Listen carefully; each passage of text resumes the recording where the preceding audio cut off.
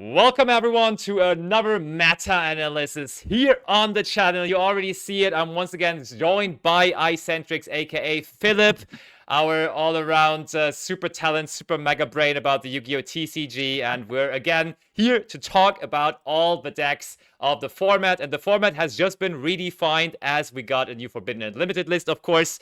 Philip, are you excited? Are you as excited as I am right now about the Yu-Gi-Oh! TCG? Yeah, I'm really excited right now. The list was a banger, a pure banger, we got to say. And even though the format now, it will be quite short because Alliance Insight is right around the corner. True. But still, we got a big event, I would say, for this format, which is the French Open. I think up to 1,000 players will be dueling who becomes the next French Open champion. And therefore, we got to do a meta analysis, don't we? We do. Will be a very important event for European Worlds grinders, and therefore it's definitely high stakes. And I mean, in general, first weekend after Forbidden Unlimited list, you just want to see what is good now, and we therefore want to already do like a bit of a prediction for this weekend, and then after the weekend we can see how well our prediction was, at least for the first weekend. But without wasting any time, yo, Sabas, thanks for the Twitch Prime there for the free month already. Appreciate that a lot. Yeah. By the way, all of that right now is live streamed on Twitch, so next time if you see this right now on YouTube, make sure to also jump over to Twitch and view it live, because that is way cooler, because we can see your message in chat and everything. So yeah, but without wasting any time, as I just said, first deck on the list, Mermail. And exactly. I think there's one big upside for the deck, and then one obvious downside for it. I mean, both are kind of obvious, to be honest. So the big upside is Abyss Dweller is forbidden, which was like the counter strategy to the deck. That was the card that kind of kept the deck in check going second for mostly the Risia deck, because that's the deck that usually was making that Abyss Dweller against it. So that is nice that this card is gone and you don't have to worry about it that much anymore. On the other hand, of course, though, another Reg 4 water was also forbidden, and that is Moon Shark, cutting off the access to totally awesome. And not only that, though, you gotta realize, yes, it would be giving you the totally awesome, but by detaching for its own effect, it would also usually always trigger the Dragoon Sven for the 5th time or something on that turn. And therefore, it's not only lowering their end field potential, but also it's kind of making the combos a little different, to say at the very least. But now the question, do you think that's enough of a hit to bring Mermail down in the power charts, or is Mermail still a deck to be scared of in the upcoming format? Yeah, so you already said like the most important things right now for the deck, and I feel like Mermail is like the big wild card of the format, because it kind of feels a bit like right now when Abyss Dweller is gone, it feels a bit like when Rysart was gone, and therefore like decks emerging like who are like always like controlled by this. I mean, we gotta say it's an end boss. Yeah, yes, of course. Was an ant boss right now. Oh yeah, and same as a Rysart, and therefore we see now like decks creeping up from the rogue category, which are only like losing to Abyss Dweller. But Mermail is not one of the rogue categories. It was of course already meta. Oh no. And why I called it the wildcard is I don't really think that the hand loop is the best thing the deck can do. Okay. For the simple reason that everyone is already on a billion Mulchamis. And the Mulchamis, they work quite effectively against the hand loop, because to get like the Mulling Glacier off to rip 2, you normally gotta do 2+ specials into the Mulchamis. It doesn't even really matter which one. And then you give them card advantage back. And therefore, I would say like that's not really the way to go. But the barrier statue lock is still quite scary, honestly. And as well, the board breaking potential with Poseidra, as good as it has been always. And therefore, I gotta say, still a good deck. But I would think the deck really like loses a lot of its power with not being like able to be like the powerhouse negate and board anymore. And therefore, I'll be honest with you, I think the deck will go into rogue, but not as deep down as people would hope it will get. No. Honestly, I immediately gotta jump in. I don't think so, because let's face it. Going first, you can still do like a crazy, like either do the hand loop or go for the barrier statue. So you have very, very valid things to do going first, which are still very scary. And then going second, your potential is even higher now because you have been playing through fields non-stop already. Like, going first against the Mermail deck, you never feel too good. We saw it at the YCS. It's like crazy good at going second. And now that best thing to do going first against the deck is also not even available anymore. This is not a rogue deck to me. This is still a very, very good contender in the format, in my personal opinion.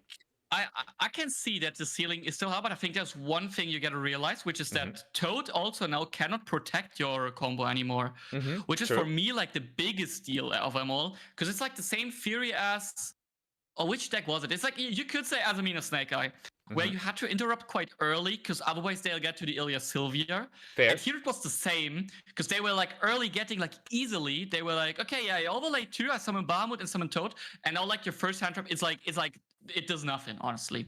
Yeah, and fair. this thing is gone, and now I think like you can even, there is an argument to be made to wait for a card like Coelacanth and just like ash it. You wait for the Coelacanth, you ash it, and then what's really coming anymore?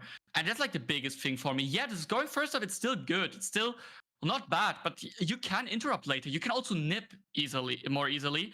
And that's why I think it's like a rogue format. It's not like a rogue deck. It's not really the engine itself. It's more like the environment has changed.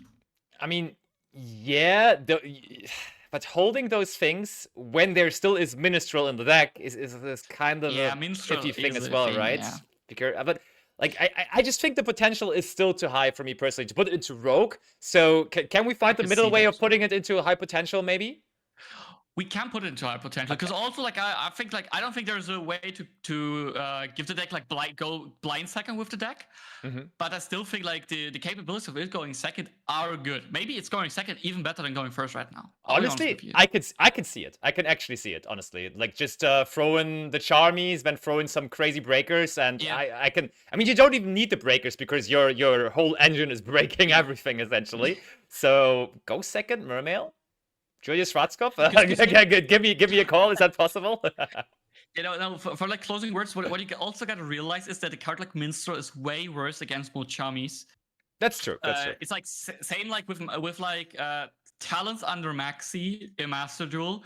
It's the same where you're like, okay, I have talents now for the hand to protect my engine, but when I play into it, they draw, which I don't want to give them. No, fair. I see that. Yeah. Okay, next up, we do have Blue Eyes, and you can take it away first with Blue Eyes, because that was honestly a bit what was like just introducing words. I thought, like, going into the direction of Worlds, I thought at some point Blue Eyes might be the best deck, because they hit the other decks so strong, because, like, having, like, back-to-back Worlds be won by Jubel and then by Blue Eyes must just be the dream scenario for Konami, to be honest. Because, and I mean, Blue Eyes already won Worlds once, so it would be actually crazy having that as the best deck against for Worlds. Now, this list, honestly, quite frankly, was stronger than a lot of people would have expected it, like in terms of things that they did to also the top decks. Does Blue Eyes already profit enough to be in a good position right now? I think it will still be in a good position because it was also in a good position before. Yeah. But I'll stay by my point. I think Blue Eyes will be the best deck at Worlds. Okay, they'll somehow make it happen. They'll somehow make it happen. I don't know how yet, but I have my conspiracy theory there. They will make it the best deck. And but yeah, right now the deck is strong. But honestly, I feel like the deck it really has the problem that the Fiendsmith engine was not touched at all. Because that's like the big elephant in the room. The Fiendsmith engine will stay strong. It will be in a lot of decks. And I think like there, Blue Eyes has like a bit of the issue that you like if Fiendsmith was gone, like it is in the OCG kind of, there you have like the thing that Blue Eyes has like another engine, the Primate engine, which it can play instead, which is like as maybe even better than Fiendsmith. But for the deck especially. But like other decks, if they would lose Fiendsmith as well, Blue Eyes might be the only deck that has like a secondary engine that is as strong. But right now that is not the case, and therefore decks like the Kashira Fiendsmith deck, they are still intact, and they still have the strong Fiendsmith engine. Therefore, I think Blue Eyes will stay where it is. It will stay a very good challenger deck, but it will not be able to go higher. Yeah, I like that. I don't really have to add anything to this. One thing that I'm a little concerned for Blue Eyes is, because of the fact that Fiendsmith is everywhere, Bestials probably still are going to be a hot topic for the upcoming format. Yeah, there only is one Druid's Worm now, Still, though, you probably are just going to play the other ones instead, and like Bestials are quite decent against Blue Eyes, and therefore that might be bringing a hard time for that Blue Eyes deck. But still, I think for now it's well positioned in the Challenger category. Just because, for me personally, just because the Primite cards are so good. Like, it's not really about the Blue Eyes cards, but the Primite cards are crazy, and therefore that's why the deck is so good right now. Yeah, the Blue Eyes cards, they are not that weak to Bestials. It's not like as bad as Tearlaments, for example. True. But yeah, the Bestials can be good against it, but they are not like backbreaking, which is like the most important thing. The other issue is, though, I think this format right now, it will shape a lot around Drone and Lockbird as a card. Okay. And the Blue Eyes deck itself is not that good against Drone Lockbird, simply because it needs to do this lot of searching to get this like valuable engine online, and there it might have some problems. No, that's true. That's absolutely fair. Okay, next up on the list, then, we do have Chimera. Chimera, honestly, was another one of those decks that was struggling against Dweller for sure. Like, they were a deck that were having nightmares of Dweller and Fields against them. And that is another deck that now does not have to worry about that anymore. What's the upside for the deck right now? What is a reason to play Chimera for the upcoming format? So the thing right now is that Chimera, like with the power level going a bit down with all the other decks, Chimera is still one of the decks that has like the strongest engine. True. Yeah. Also, without Abyss Dweller, it's like way easier to play into boards with engine. Therefore, I think the deck got the buff. We also shouldn't forget that Chimera as an engine, they got a lot of support from set to set, which was a bit under the radar simply because the other decks were better. But they got stuff like the Azamina engine. They can use the Fiends with engine. They have Duke of Demise now. Duke of Demise is very good. With the last Maze of the Master, which is crazy in the stack. Yeah. These are things going forward for it, especially since like the bullets going first, the silver bullets, they are not as potent anymore. The Chimera deck might be able to like get some space in the format. Still, I don't think it will be enough. I know a lot of people, they are like having high hopes on Chimera, but honestly, if you ask me, I don't, simply because the engine itself, it's not efficient enough. We are like at a point in Yu-Gi-Oh where we are like having cards that are very efficient, doing a lot of stuff like on their own through stuff. And a Chimera deck itself, it needs, in my opinion, too many cards to get going.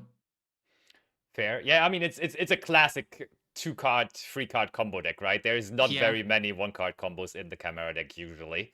I mean, but or at least the 2-card, 3-card combos are so much better than the stuff you can do with just 1 card.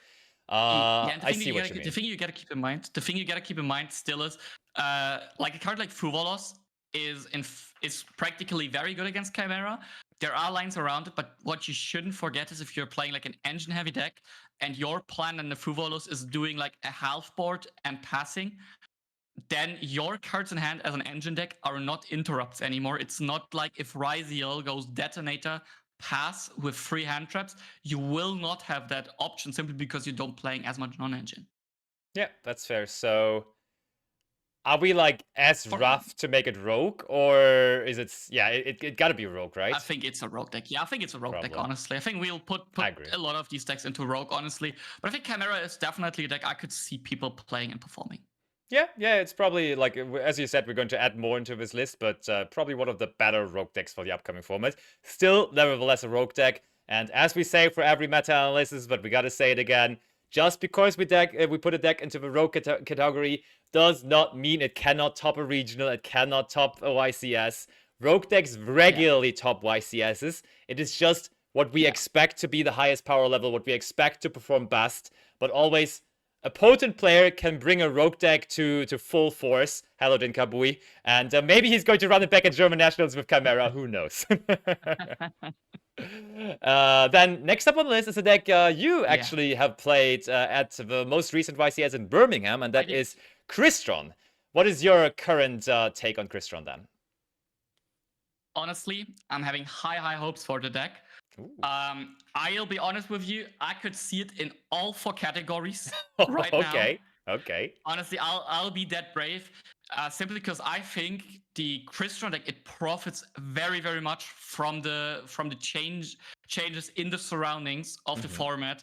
Okay. Like it really profits a lot from it. Dweller being gone, one of the biggest issues for the Crystron deck. Yeah. Because that's what we had, like, was that the Risial deck was able to control field and graveyard, field with Detonator, graveyard with Dweller. True. Now they are losing this control of the graveyard, which is very, very big for the Crystron deck. Because like most of their effects, they go over they activate in the graveyard. Also, I don't know if it's like if it really gonna happen, but I could see Lancia getting less and less. Yeah. Slowly, simply because we'll talk about Malice later, but the deck got hit significantly, so there might be people like pivoting from Lancia. Lancia against the deck is good, but if you're starting, it's not like backbreaking. Honestly, there are a lot of lines through the Lancia as Crystron, and I think right now we saw it already. Crystron, they can play very well with Kashira cards, and Kashira probably the engine of the format. I mean, yeah, Kashira Unicorn likes to go after one-offs in the extra deck, and Detonator from now on is, yeah, it has to be a one-off, and therefore that might very well be true.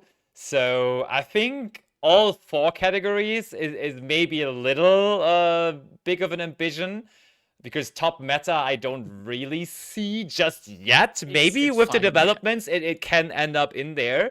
I do like your enthusiasm towards the deck, though, because I do think it has some huge potential. I love, of course, also the fact that this is such a budget deck, you know? Like, you could basically, for just the Crystron cards nowadays, play this for, I don't know, $15 or something. It's crazy, crazy, crazy cheap. About. And therefore, you know what? Well, let's put it in Challenger. Probably outside it. Behind Blue Eyes or not? I think it's fine to put it behind Blue Eyes. Probably, yeah.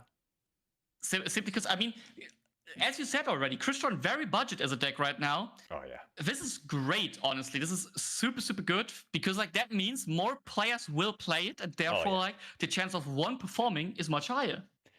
100%. The only thing I am concerned about regarding Crystron, and like the number of Crystron players going up, is I think a lot of people that would be going towards Crystron with the most recent YCS may now go the Momento road, because Momento at this point also is quite the budget deck, and right now like both of them are like super budget, so you have the chance to pick a deck that just won a YCS, or you pick the other rogue deck that is also super cheap. And I think it has huge potential, but I think people might just be like having the glasses of a YCS win on, and therefore they might pivot over to Momento. But Crystron, very much a valid option. Next option in the ring is the White Forest strategy.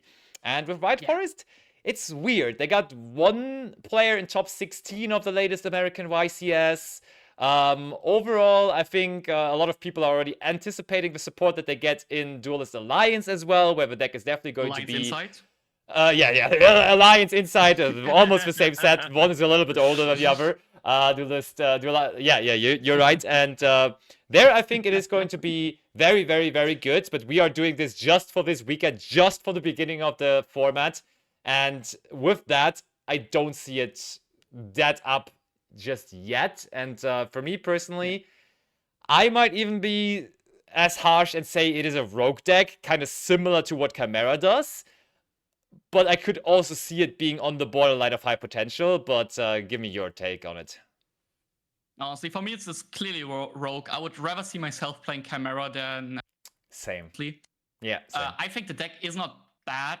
It is quite potent, but it still has the same issues as before. The cards are not efficient enough. You lose against a lot of stuff. Then you're getting to like, okay, yeah, but I can really work around it by playing Fiendsmith or so. But then you're still like the worst engine than some other decks that can use Fiendsmith. And therefore, I think honestly, it's just like, it's not the time for White Forest right now. But if the format like shapes a bit, and also with the new support, maybe we can see it like moving up. Yeah. No, 100%. That is a deck we will have to talk about more in depth moving forward when new sets release. But for now, it is a rogue deck. But White Forest enjoyers, stay with us. Probably already in the next meta analysis, this is possibly going to climb up the ladder of the meta charts. Next up on the list, something that I find very interesting, that is the Kashira Fiwith deck. And I was already having that thought, basically. Just after the list was released, I was like, okay, Fiendsmith engine is completely intact. We can still completely play every single Fiendsmith card in the game. And the Fiendsmith engine was already dominating the format before the list. So in my head, I was like, Yeah. I will just have to search for a deck that can use the Fiendsmith engine the best. And I think then I'm going to have a really, really, really good deck for the upcoming format. And now the question is that answer just the Kashira cards and then probably like a million hand traps on top of it? And I see you nodding already, so your answer is partly yes? Honestly, I think the deck is very crazy right now. Yeah. Probably. Simply, it combines maybe the two best engines right now with Kashira, because Kashira, like you said, it got way, way better simply because like Ryziel was hit. We cannot even say for sure if Ryziel in his form right now is still a top meta deck. We'll clear that up later. Yeah. And before, the deck was already very, very strong simply for its effectiveness. It can play a lot of hand traps. And I think like that might just be like the case why the deck can be so good right now. You can just like still play, you play the best engines, you play the grindier game, and then you can just like throw your non-engine at your opponent and try to control the game slowly. If the approach then is to play like the most amount of hand traps, or if we might as well play some like tech cards, like still Metaltronus, still a good card. Surely. Or if we maybe even like can put a third engine into it, who knows? I can't tell that for sure, but I still think the deck is very, very strong, and I would even be as brave and say it might be a top meta deck again.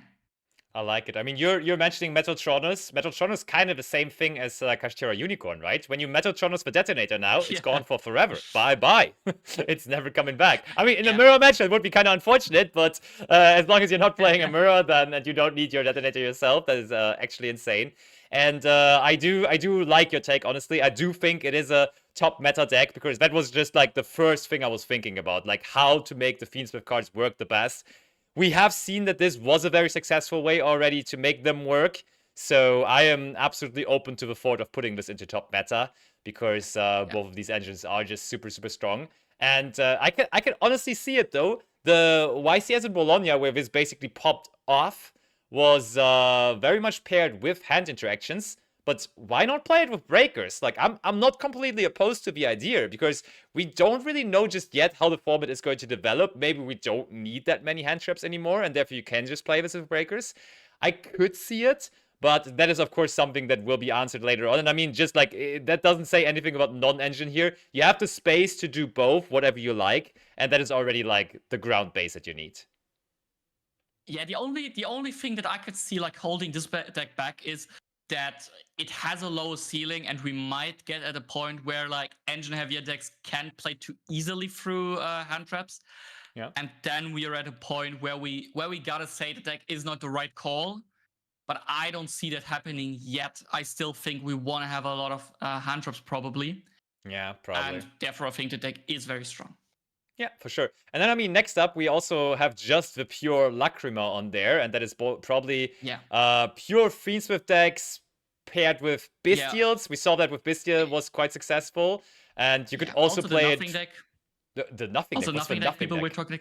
Oh, nothing. That's just a term people were like talking about, which was like honestly just hand traps. It's like 40 cards hand traps. And some Fiendsmith cards, like minimal Fiendsmith engine, a lot of Bestials, and then hand traps, like 24 hand traps.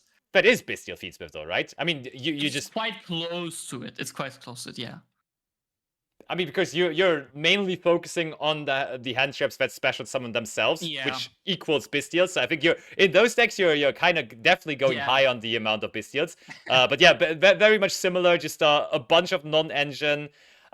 This deck was actually, even before I thought about the Kashira cards, I was just thinking of that deck at first. Downside of the Bestial variant is that you only have one Druid's Worm now. Still, of course, there is a bunch of Bestials absolutely around. And the only thing I am kind of struggling with this is when you're playing that crazy of a hand trap pile. Like, this deck sometimes plays, if you count the Bestials as hand traps, this plays like 30 hand traps. Like, absolute madness, kind of, at least post-siding. Yeah. And I am scared of that when I don't exactly know how the format looks like yet, you know? Like, how do you pick the best hand interactions in your deck if you don't know what to expect necessarily from the format, because it has literally just started? That's what I'm a little bit afraid of. The thing, though, is you play 30 of them, so you can just play them all, basically. Yeah, honestly, my biggest issue with the Fiends with Bestial deck is mainly that I don't know. I think Bestials are still strong, but I think losing the Druid Worms, it hurts a bit. For sure. So this was such a good breaker as well, especially because you were often like able to set up like Druids plus Baldrick in the stack, which will now get less likely. And also, I think right now with the loss in the power of the detonator, I think the Kashira cards maybe have gotten stronger than the Bestials, and that's I think like the biggest issue of this deck. Because like what you gotta realize is if you're playing like against Fiends with Kashira as an example, if you Ash the Requiem, which is like something people often do because like that cuts them off the engraver. If you there you can rip with Unicorn, which is actually crazy right now, especially against Risia. Absolutely. This is something like you can't do with the Feast with Bestial deck because you don't have Unicorn. Absolutely. Just a quick mention. Thank you, Josh, for the raid. Massive raid incoming there right now. We are talking about the TCG right now. This weekend, there is French Open. We're giving you the breakdown, the in-depth analysis. iCentrix is joining me, and we're talking facts here. We're looking at the new decks, and we're trying to figure out what is going to win the French Open here this weekend. Thank you so much, Josh, for the raid, and everyone, make sure to listen in, sit back, treat it as a podcast, and we will be talking about all the decks that you see on here, and we have already talked about the decks that you see here. And currently, we're talking about the Fiendsmith variants. We said Kashira Fiendsmith for us, a very, very, very, very, very strong deck, which we expect to be performing. And after that, we're talking about the Bestial Fiendsmith, or I didn't know that, but iCentrix told me there's a Nothing deck as well, and Nothing deck is basically just Fiendsmith cards and hand traps, and that's what we are talking about here. And we came to the conclusion that this is a little less strong than the Cash cards. We value the Cash cards more, right? Yeah, I think it's still a challenger deck for sure. I'm pretty sure it will be. Yeah. Maybe in front of Crystron though. I gotta give it to the deck. Proven is good. Crystron still needs to prove it, so I'll give it to the deck, yeah. No, for sure. I do agree. Yo, thanks for all the follows coming in here right now. Absolutely appreciate it. And the next deck on the list is Malice. And we do have Malice split up, of course, into two different variants. And that is Malice Fiendsmith and Malice in its pure form.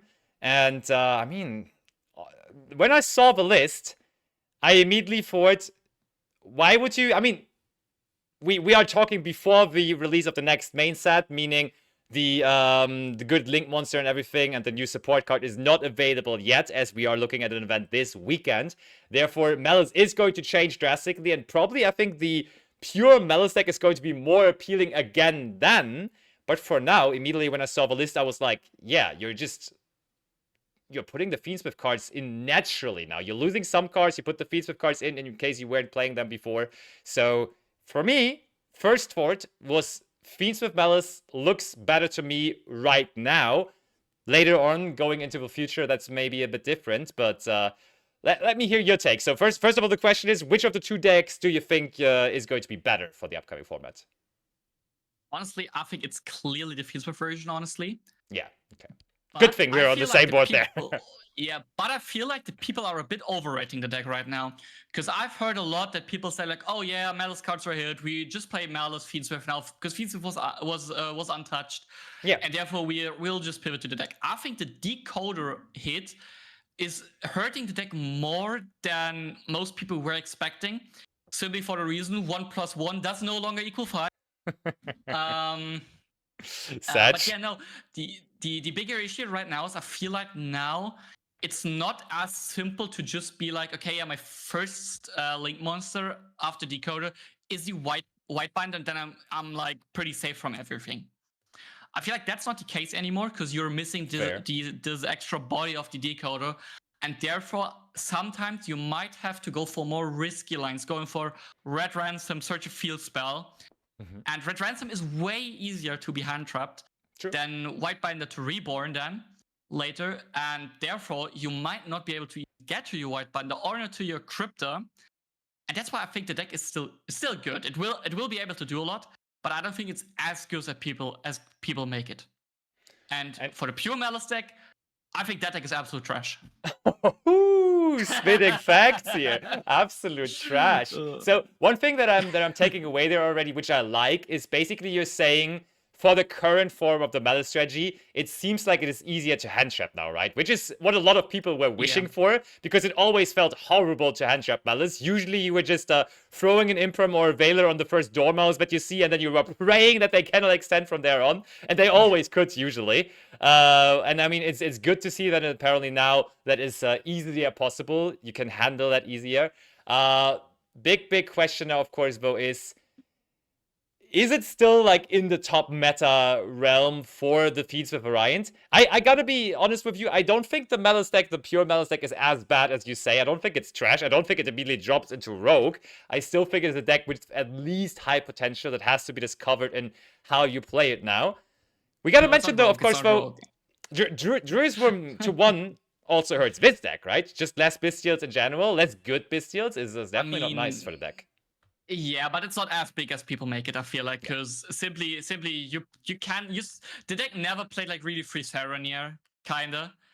And therefore they can like play Saroniers instead if they want to. Yeah, of course, it's not as good, but I still think it's just like the big issue is like if you go now into Whitebinder, you will not have the extra body of Decoder, meaning like no Splash Mage. You gotta somehow like use your traps earlier, then you're like more susceptible to Libero. And yeah, I think that the pure deck had gotta like really try to play instead Allures more and maybe also Mining now. But these cards are not the same quality. No, they're not the same quality. Mining got a discard. Now you have like a spot where it's like clearly good to Ash. It's clearly good to Ash D Mining. The deck is weaker to Droll now. And the more Allures you play, the weaker it is also to Lancia. Because like the card is just not good if you draw it, if you get Lancia and draw face, because you can't activate it. Yeah. And therefore, I'll be honest with you, I think we can still put Malice Fiwith at the top meta category, probably. Yeah. We could also put it at the top of Challenger. But honestly, the pure Malice deck, I see maximum like at either the bottom of Challenger or high potential. No, honestly, I'm fine with it being high potential. I also like I understand your take. One thing though, I think in the beginning, because we are talking very much about the beginning of this format here, there is no way people are cutting Lancia from their side decks. I think like if you just look at it like it is right now, maybe it would actually be a consideration to cut Lancia just because the pure Malice deck is not as good anymore. But people are not going to do that. I think especially for like that 1,000 player event there that the French Open is, they're just going to go, yeah, that is a staple in my side deck. It has been now for a month. We shall run it back and it will be back in there again. But one upside though, people might there, like next to that, shy away from also putting Chaos Hunter in, from also putting Meows in and stuff like that. So I think you probably are only going to be facing Lancia. I mean, I say only because that card is still going to end so many Malice turns, but it's like a card that's only a free off, which is not going to be visible in opening hands that often anymore. Thanks for the follow there, by the way. Welcome to the stream. Go ahead. The thing I'm gonna say, like first of all, like one more con to the Malice Fiwith deck now is, I feel like you gotta play like the traps. There are more bricks now than before, even. Yeah. Simply because you have less starters still. I mean, you can play the white rabbit instead, but then you gotta play TB to make it a real starter. That's not optimal, we gotta say. The only thing I can see pro for the pure Malice deck right now is maybe you can try like a breaker approach. That might be like the only thing, again with Sky Striker cards. Yeah, true, Striker cards into boards. Yeah. That's like the only thing, but there is a reason people were not playing the Striker cards before, but instead Biz Shields. Because it's just like way harder to hand drop the Malice deck right now. And Biz Shields, honestly, they suck a lot if more Kashira cards are in the format. Yeah, very true. Very, very true. So two closing things. I still remember to this day where Malice players told me how happy they are that they could cut Silent Mining from their decks, because that card, in your words, is absolute trash on Malice, and now they may have to consider bringing it back into the deck. And then second of all, I think it will be one of those decks where people will be trying to make it work, but I've talked to so many Malice players over the last couple of weeks and months where they just told me, yeah, I had another game where I didn't see a single Malice card. And I mean, now that's going to be the case even more often because you just lost starters. Like, the numbers are literally down. Like, there's no excuse for it. You have even less starters in your deck now. Either you include those pseudo starters like Silent Mining, maybe even Small World if you want to go for that. But there is just, at the end of the day, less starters. And one last question. Do you play Circular in that deck now, possibly? In a pure deck, you can probably you will add it if you play mining already, for the simple reason that Circular itself is an extender. You can also like use Sigma and extend with it if you want to. That's like not an issue for you. So you add 0 bricks. It's like pretty similar to the Cybers cards, but it's just not the same. It's just not the same simply for the reason that Circular itself, it does not go into Malice itself, into the Malice engine. And that's quite similar to like Risia, where we saw like the Risia Shark variant topping, even winning, I think, in the 3v3. Yeah. Where I think they said in a profile they played the Shark cards because the Risia engine was already very consistent, and so they had like sometimes the chance to add the Sharks card instead. And I think the same theory applies for Malice. And there, I think like the chances of you adding Circular with mining are much lower than you would think. Yeah, probably. No, because you just don't have a starter. Yeah. Yeah. And then it just doesn't do enough about that. Yeah, but yeah, the Transition King, of course, I was mentioning the Mathmech cards as that is the next thing on the list. A deck that... Also with the Joshua Schmidt rate, right? Oh yeah, so we have to... cards of the events, right? Yeah, we have to put it into Rogue right away, just because Josh does not... he shall not get upset about us. No, but realistically, one Mathmech Circular... One Mathmech Circular is just not... I mean, even if they had 3 Mathmech Circulars, the pure version of the deck, now without Link Decoder even, it's rough, right? It's really rough. No, honestly, just put into Rogue. You don't gotta talk too much about it. The deck is just power crept. It's just like... It was this deck of playing like half engine, half hand traps, and right now, like, the same theory applies to Kashira Fiwith, but they have like way better cards. The card quality is not even close. And also the Mathmech cards are weak to Biz Shields. There's really like no way to play them. At least as a pure deck, maybe like in some decks as an engine, but I also don't think that. But it's the comeback of Evil Eye Mathmech. I'll say that much. Oh no, the Evil Eye Mathmech deck of Icentrix is back. Not those times, not those times. I still remember you lended me your entire Kashira core in Kashira meta just to play that deck at a regional. That was madness. Yeah, I did. But now, next up on the list, something, of course, where I'm personally happy, as I have been preaching the Memento goo for a while now, and now, of course, last weekend, the Memento finally able to pull a YCS victory at the American YCS in Houston. Yes. And guess what? 0 hits to the deck. I mean, why would you hit that deck before now it winning a YCS? And obviously, the list not influenced by that event whatsoever, as it was planned before the event, obviously. And into what spheres does that catapult the Memento deck now right away? I know for a fact that immense amount of people are right now drawn towards the deck because it won a YCS, therefore it must be good.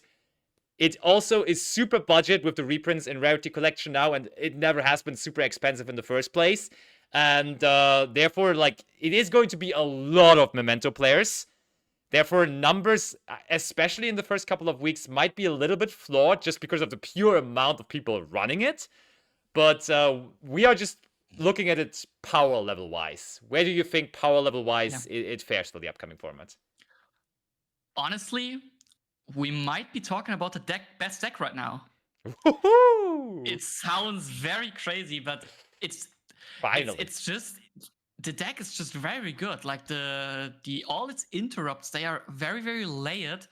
It has like a lot of consistency with all its starters. It has good ways of dodging stuff. The only thing with the deck that I feel like is quite unfortunate is it can low roll a bit sometimes. It's not the most consistent deck you can pick. It's not this deck of like you can always play. You will always have like all of your cards on hand being good. You will draw the Gatix. You will draw the Akihirons. But I still think that the power level of this deck is high enough to maybe actually say it's a top meta deck. I mean, it's surely top meta, but it's maybe the best deck. It's maybe in front. You're talking to me here, and I'm obviously not going to stop you from saying that. Realistically, yeah, I mean it's hard to stop. Like people just don't know how to stop it, and I mean it is simply also quite hard to stop. I think people will have to learn a little more on which cards to really interrupt, because some people are still just not holding the hand traps for Tatsunoto Chogo and stuff like that, which you clearly should do. But still, this deck, the engine is so nice. I see in chat people asking how you would play it. Of course, we saw the Goblin Biker approach, now just winning the YCS. Then there's the approach of just playing it completely pure.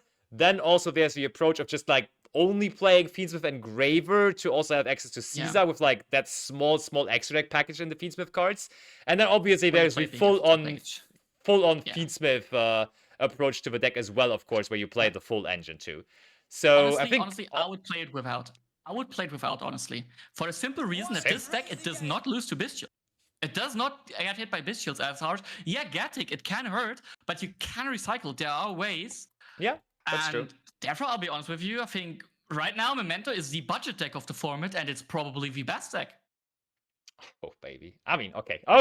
Hot take, we're putting Memento at the top. I think Bestials can, like, Bestial on Gatic can hurt, not gonna lie. It definitely does hurt when you don't have additional engine. But there is ways to play around it if your head is good enough, because very often you can just trigger the Gatic while you have no monsters on the field, which is kind of cute, kind of cool, and then they obviously can't Bestial it. But overall, super solid combo deck, very hard to counter, very hard to predict on what it really does. I would probably go with the approach of just running like a super slim Fiendsmith package, meaning the extra cards and an engraver, so you have Caesar access, because I think Caesar is still like one hell of a card. We debated about possibly putting it to 0 on the Forbidden and Limitless. That would have been a valid option, but the card is still here. Therefore, like, putting it up before you actually resolve your Memento combo can't be that bad, right? Can be kind of good. Another thing going forward for the Memento deck, which I want to mention, is like the deck, it does not really lose to all the blowouts, and also not the like rather say the Mulchamis and the Droll. Simply because it can play around all Mulchamis a bit. It can play around Droll a bit, and it just makes you like be able to play under those cards, which is like very, very important for a good deck. For sure. And the only thing is though, if the format, like, I think it's a bit of the surrounding, because I feel like often breakers are way better against Memento, but you cannot really afford to go into the direction of breakers, because against the Kashira Fiwith decks, they're fine, they're not great. Against Blues, you don't really want to lean into the breakers, because they'll have the drill beam and they'll have to like play a bit around it. Also, Crystron, not really easy to break their board, and therefore I think like it really like profits a bit of people having to play hand traps, but it being good into hand traps.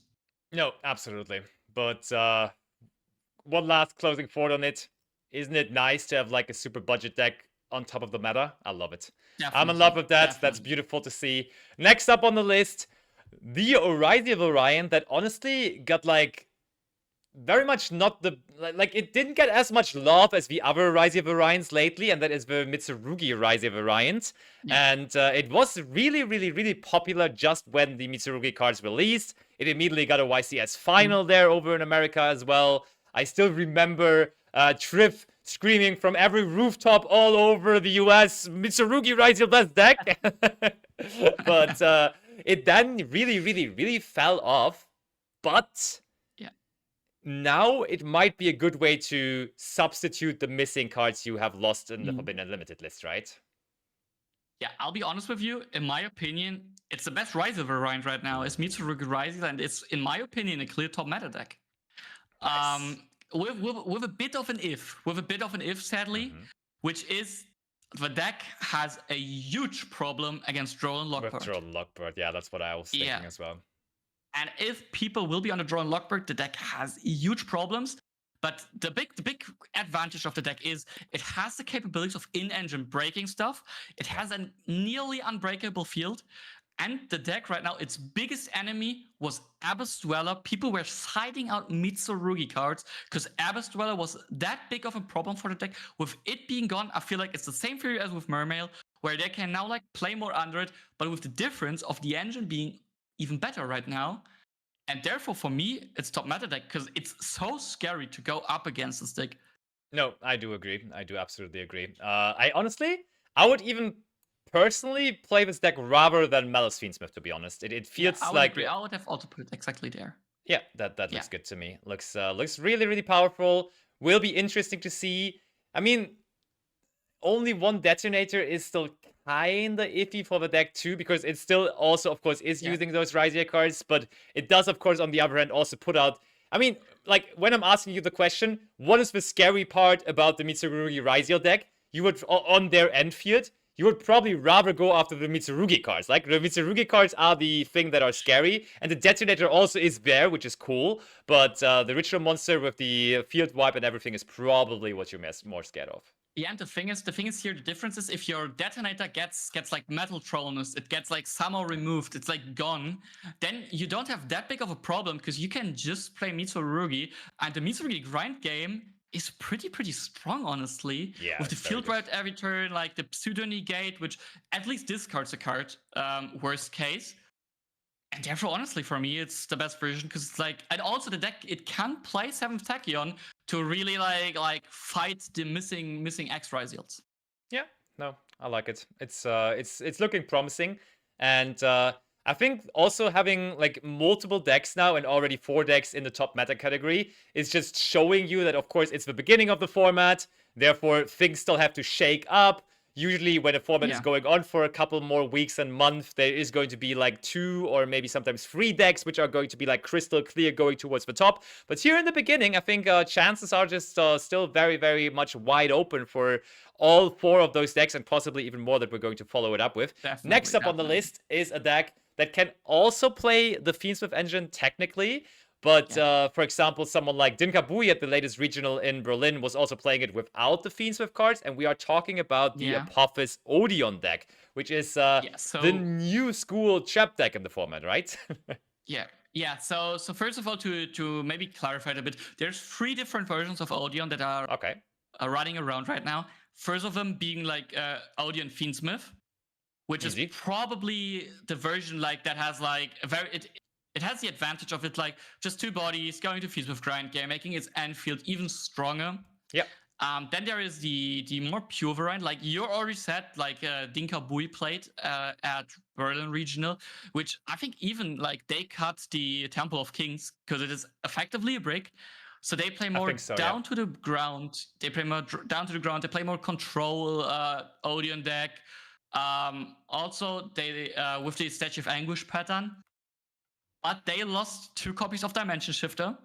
You gotta keep that in mind. That's true. That's true. And the third version, we saw it emerging at YCS Houston, is the Odeon Blue Eyes deck. That looked hella cool. Are you a fan of that? It is cool. It is one of the 3 versions. It has a thing. So if you don't know it, the synergy of the deck is that the man with the mark, he is a spellcaster. You can link him off for Dragon Spirit, and then you can do some Blue Eyes stuff, which is quite cool, honestly. But it does incorporate a lot of breaks, and therefore I'm not the biggest fan of the deck because I just see myself drawing the Mausoleums, drawing the Temple of Kings, drawing the True Lights. And so I will not be playing it. I think it's the weakest version of them. But between the other 2, I think it's debatable. It's debatable between the other 2. Yeah, no, I agree.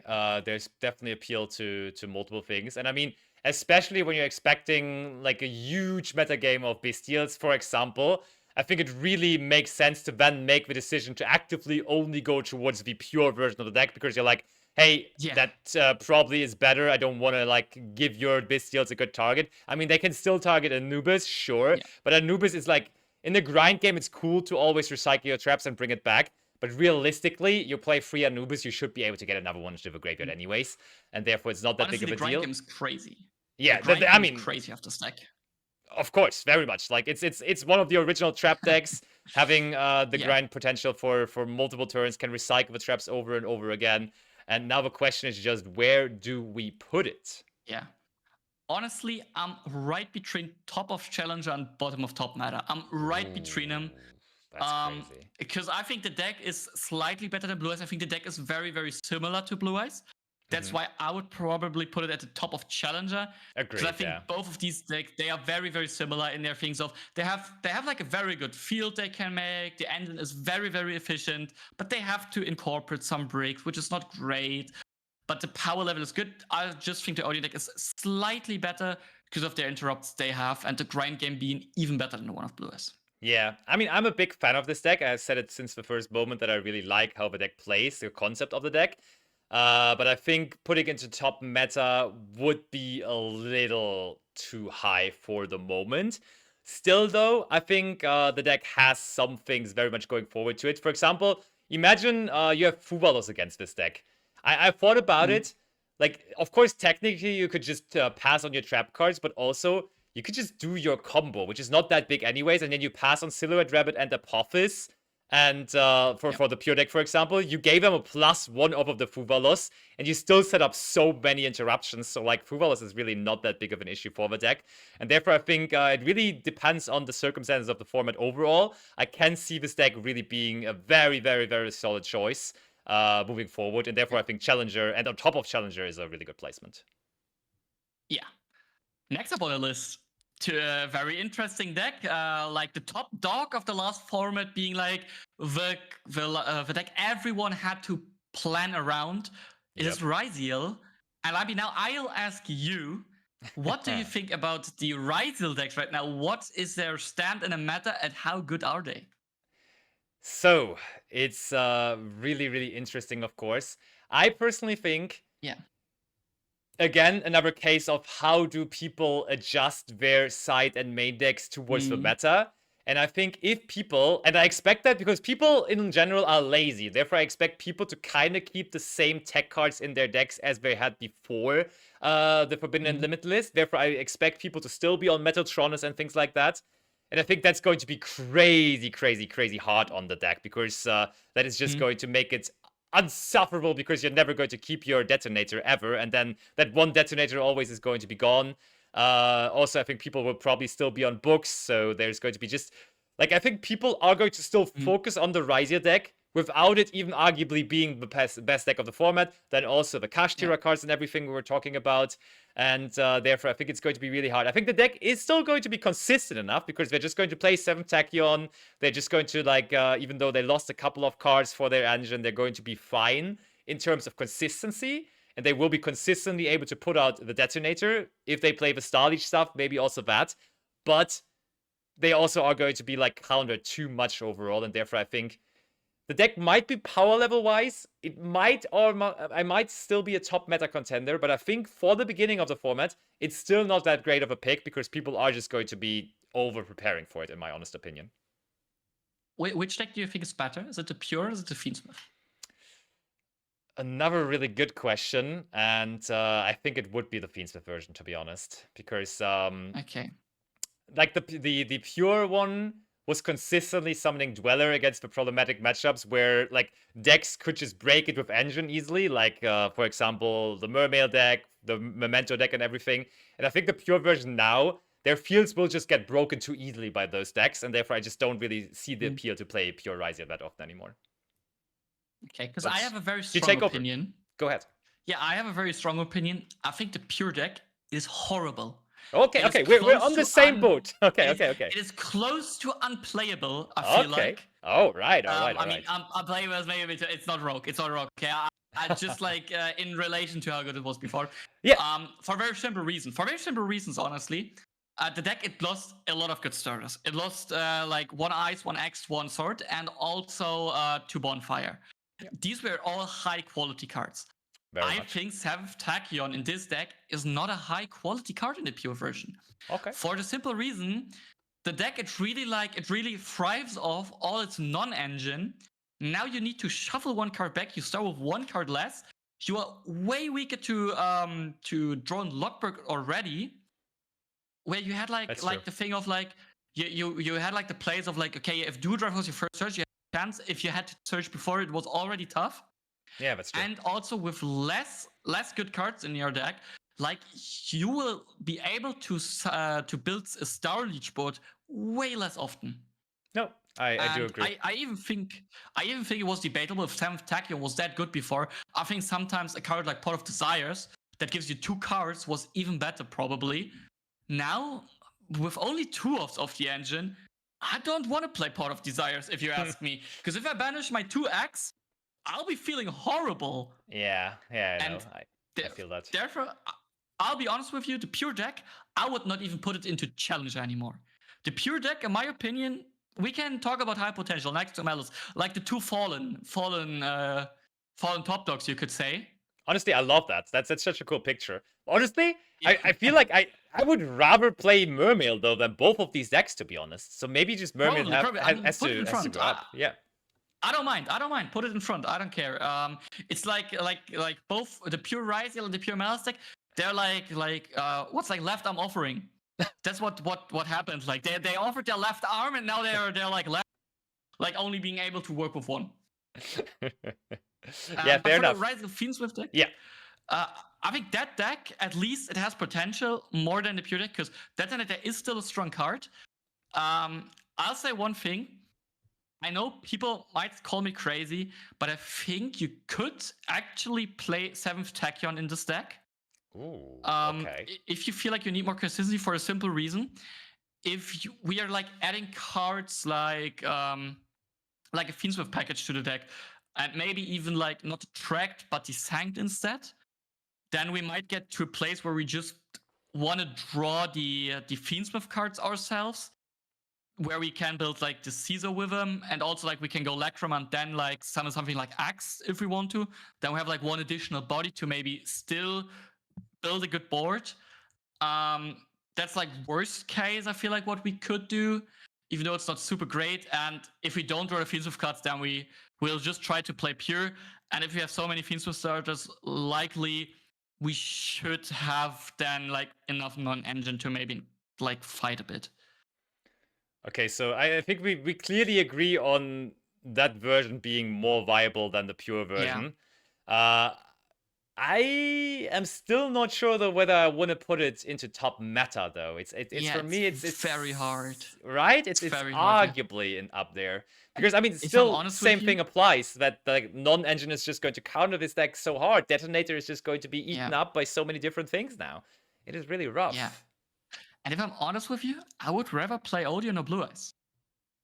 Personally, I do agree. Might sound crazy. I would play this above the Fiwith Bestial deck. I'll say that much. But honestly, I would rather play Blue Eyes and Odon probably. And therefore, for me, Challenger, it might completely backfire. And we might see people like cutting stuff like the Slayers, the Tronus, and then Detonator just being like crazy again.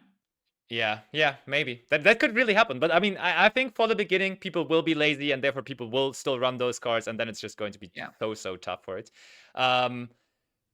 And then in the end, it's probably just going to win French Open. By the way, everyone, if you think we messed up totally on any of those things, if you think that is complete nonsense what these two guys are talking about here, please let us know in the comments. Tell us, yeah, you guys are crazy. Risia is still the best deck. You can do this combo now. You can do that now. One thing we didn't talk about actually. Yeah. Circular, I mentioned it in the Malice context, but I already saw people including Circular into this deck. You say no? Giga Cope. That's Giga Cope. There's no way. There is no way. To make your what's it called? The Mathmech cards be able to bridge into Risia, you gotta play 1 billion bricks. That's the first issue. And the second thing then is you're already adding that many bricks. And I just cannot see that being worth, honestly. Yeah. I can't see it. For one Circular as well. If Circular was at 3, I still wouldn't play it, but then we could talk about it. Mm-hmm. But one Circular, well, I don't know. All right, tough You're times. Not catching me. But just in theory, putting it out there, if you're not aware, you can play the Mathmech Circular in there. Then, of course, a couple more Circular cards. So technically, I think one Ice Risia now is still the Risia combo plus Super Factorial, which you can activate on your opponent's turn. Theoretically, if you want to take that trade. Just putting it out there. Yeah. Just keeping the people informed. Over to the next deck, though. A deck that I did not think we would be talking about anytime soon, but it is time to talk about Snake Eyes again, ladies and gentlemen. And that Honestly, is because, of course, Snake Eye Ash and Snake Eye Poplar both have been semi-limited on the last Forbidden Limited list. Yeah, but honestly, it's like a deal with the devil, you know? You take an Ash and a Poplar, and you lose 2 Bonfire. True. And yeah, that's probably a bad deal, honestly. I don't know if that really helps the deck. The only good thing now is, like, if you draw Poplar, you're not like screaming anymore. Yeah. Still, though, it's honestly, a rogue deck, right? Yeah, let's not talk about it too much. It's even behind Mathmech. It's not good. The deck is not good. Okay. We're being rough out here. All right, next deck Honestly, is Tearlaments, and I know you're not happy about that deck either, right? I mean, I don't have a problem with Tearlaments. It's just like, man, I have such a bad experience, like, from YCS Dortmund, the second one, where I played round 1 against Tearlaments, and they went like Caldo pitch Guido at Mudora, and then Mudora at Kelbeck next. That was the story of my life. It was a That's bad not going to happen anymore. Yeah, I lost that game, to mention. But yet, it just doesn't feel like the Tearlaments we once loved. I once loved. So because it's too inconsistent, it won a bit by Shifter going to 1, by Dweller being gone. Yeah. And the biggest advantage of this deck is, I mean, even though you play a lot of bricks, it is probably the deck that has like the highest amount of high quality cards. Like the Rainbow Bridges, like the Horus cards are high quality. It's like just a good stuff pile. Yeah, but for sure. Honestly, I don't think it will like peak into the meta again like it did in Dortmund 2. I think it will stay a rogue deck, but probably one of the mediocre ones. I think it's better than White Forest, to be honest. I will put it down there. Drizzles, I mean, you can put your comments somewhere here, and we will we will talk about it in the comments, man. And you will probably tell us this is the best deck now. But I mean, to be further advancing on the downsides of the deck, Bestials, we mentioned it plenty of times. This deck is one of the decks that struggles the absolute most against those, and they will be there. Therefore, gotta be in the rogue category. Next up, the Tenpai Dragon deck. And with that, honestly, I'm personally always a bit of a believer in the Tenpai deck in the TCG. I've played it a little bit with the Fith Risia cards. It still seems alright. It's absolutely not a top meta deck. It's not even a challenger deck, but I could see it sneak it into high potential. You say no, it's not? So it's a rogue deck? Definitely. It's somewhat between rogue and high potential, because the only thing I'll give the Tenpai deck is I don't think that the Dragonsmith deck, like the Tenpai Fiendsmith deck, is the way to go. Yeah, fair. It's probably, if you play, it's probably Kashira Tenpai, which I played against in Birmingham, and that was scary, because we just traded everything, and then he was like, because I knew him, he was like normal Chandra, and then asking if we go game 3. And I was like, yeah, we go game 3.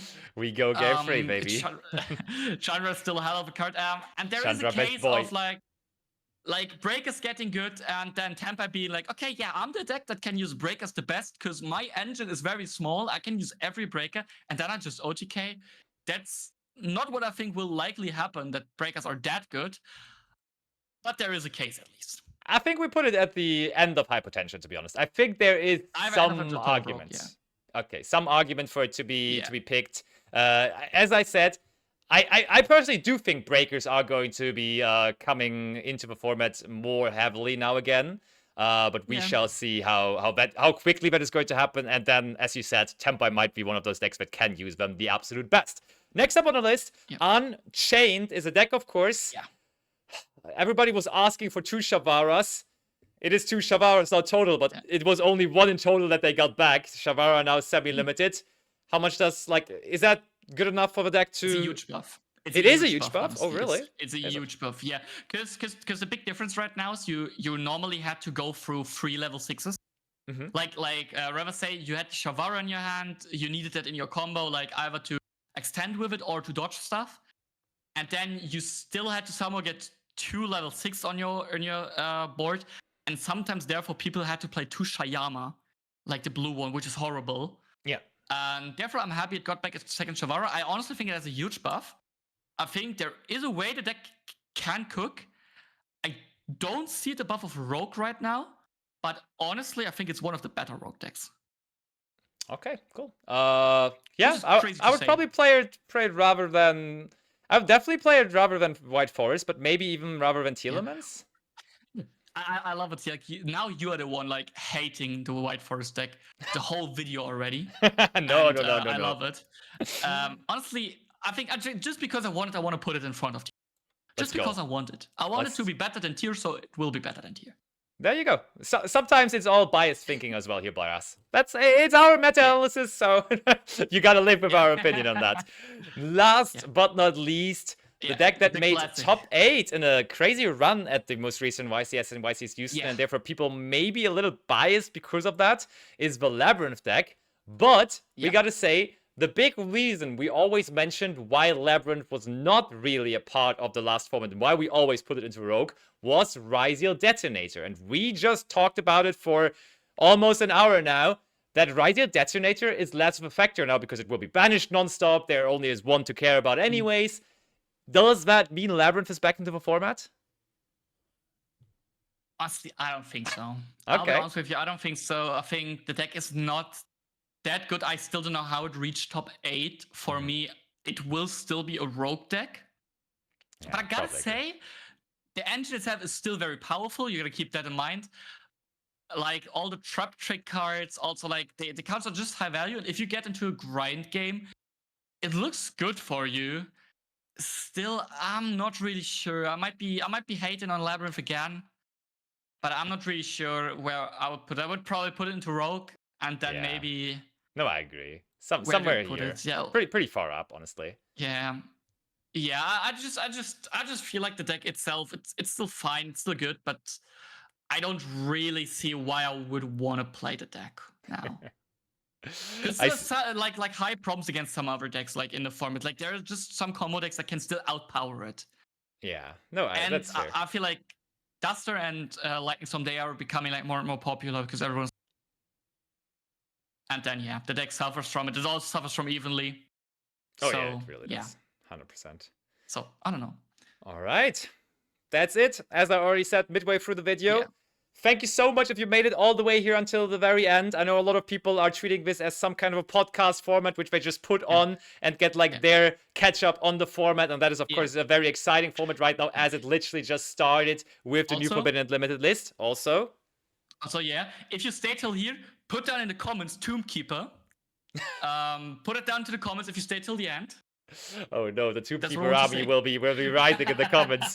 But yeah, once again, also in the comments, please let us know what you think about this list, what you would have done different, what you think, what kind of deck is wrongly placed, what is in your opinion, the best deck of the upcoming format, what is the deck that will win the French Open. Also, everyone definitely make sure to come over to the Twitch channel, which will be linked here in the comments as well, because on Sunday, when the French Open is happening, we will do a watch party for that event, so we will see the new format unrolling, and we will be doing an English-speaking watch party for that. So, speaking of the description, I will also link the Twitter or the X, however you want to call it, of Icentrix, our goat here in there. So definitely make sure to leave a follow to that mastermind as well. And in general, all I can say is please leave a like to this video, subscribe to the channel here on YouTube. Next time, make sure to also watch on the Twitch streets and leave. I said a like.